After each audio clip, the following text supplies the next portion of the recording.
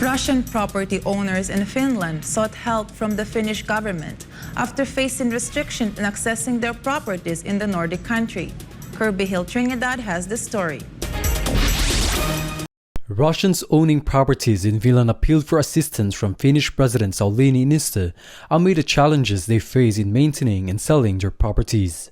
Effective on Friday, the 30th of September 2022, Finland banned Russian citizens traveling with tourist visas from entering or transiting through the Nordic country a few days after Russian President Vladimir Putin declared a partial mobilization order.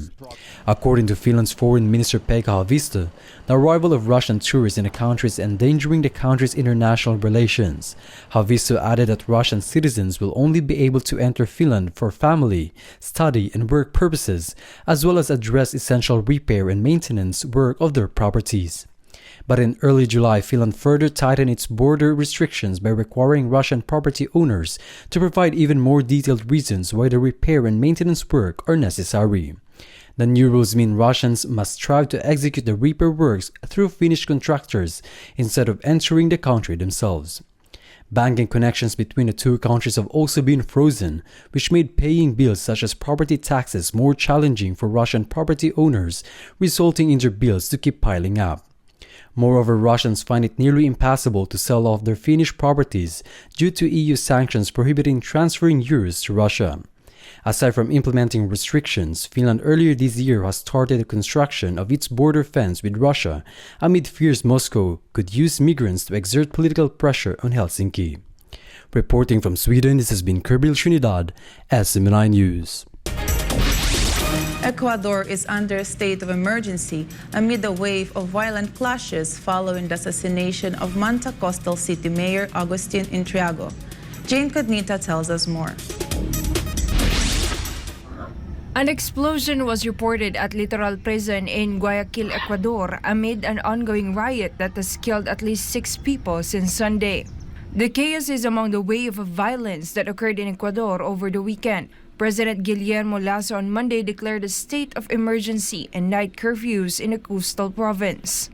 Lasso declared a state of emergency in the Ecuadorian provinces of Los Rios, Manabí, and Induran City near Guayaquil. This is after Manta City Mayor Agustin Intriago was shot dead on Sunday. Riots also occurred over the weekend in the Ecuadorian prison of Penitenciaria del Litoral in Guayaquil, which involves clashes between gangs inside of the said prison.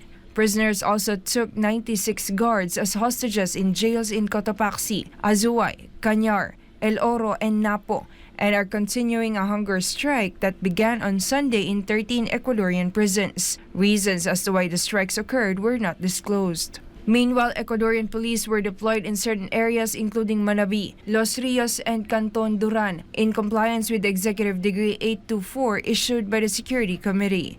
Ecuadorian police officers carried out operations to restore security and control in the prison. The state of emergency will last for 60 days in the said provinces. The night curfews, on the other hand, will vary during the said period.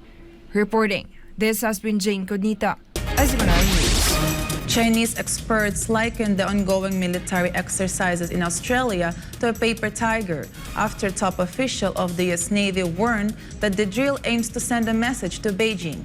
Sasha Hassa tells us more.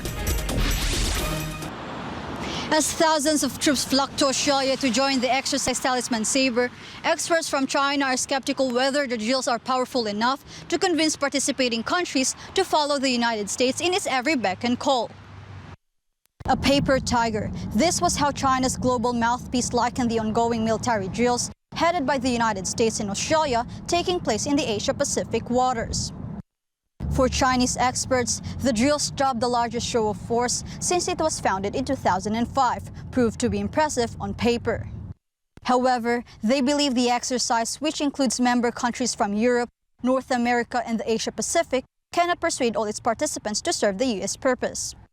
At an opening ceremony in Sydney's naval base last week, China's U.S. Navy Secretary Carlos Del Toro described the water games as a way of sending a message to China that America's allies are cooperating to defend their security and democratic values. Meanwhile, an Australian senior military officer reported that a Chinese surveillance ship, believed to be positioned off the Queensland coast, attempted to collect sensitive information on the multinational exercise last week. But Australia's Deputy Prime Minister and Minister of Defence Richard Marles said he is not concerned about the alleged spy vessel's entry to the Coral Sea and pointed out there always seemed to be a Chinese ship watching the exercises since 2013. Local experts have slammed the so-called Western hype, stating it is unreasonable to exaggerate the legal presence of the Chinese ships, and noted how U.S. warships have also frequently trespassed into China's territorial waters. Chinese experts accused the U.S. of playing word games to maintain its global hegemony and reminded Australia to maintain its strategic independence to protect its national interests. The military exercise kicked off ahead of U.S. Defense Secretary Lloyd Austin and U.S. Secretary of State Blinken's scheduled visit to Papua New Guinea and Australia this week. Reporting from Sydney, this has been Sasha Hassa, SMNI News, Australia.